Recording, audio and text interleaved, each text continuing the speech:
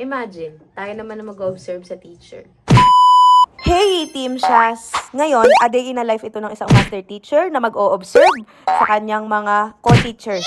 Ano ba yan? Para sa mga hindi familiar sa meron sa DepEd. Guys, kasi kapag master teacher ka sa DepEd, isa ka sa parang mentor ng mga teacher 1 and so on. Uulitin ko ha, mentor, hindi sinabing boss. So, ibig sabihin, wala tayong karapatan na mag-cause ng stress sa ating mga katrabaho kasi again, ang ating trabaho ay additional trabaho, hindi title. So, isa sa mga role mo ay ang i-observe sila o yung tinatawag nating COT na gagawin natin today. Ginagawa kasi ito para sa IPCRF o yung tinatawag na Individual Performance Commitment and Review Form. Wow, memorize. Pero isa sa mga goals din talaga nun is ma-sure na effective teacher ka at the same time, namimit mo yung competencies na pinoprovide ng DepEd. Kasi nga, di ba, syempre, ang mission vision natin is for quality education. Pero yun nga, kasi di ba, ang dami ng pinagdaanan ng teacher bago ma-in sa public school. Alam yan ng mga nagparang. So, alam na natin to pare-parehas na well-trained na tayo pagdating sa pagtuturo ng tama. So, sa aking pananaw, dahil kilala ko naman ng lubos, wow, Tagalog na Tagalog, ang mga co-teacher ko, si Ma'am Jamaica at si Ma'am Bless, hindi ko na tinagalan ng pag-observe sa kanila. 10 to 15 minutes na lang ako nagstay. Kasi again, we are mentors at hindi tayo mga bosses. Pero syempre, sigurado ako na na-meet nila yung competencies na kailangang i-apply,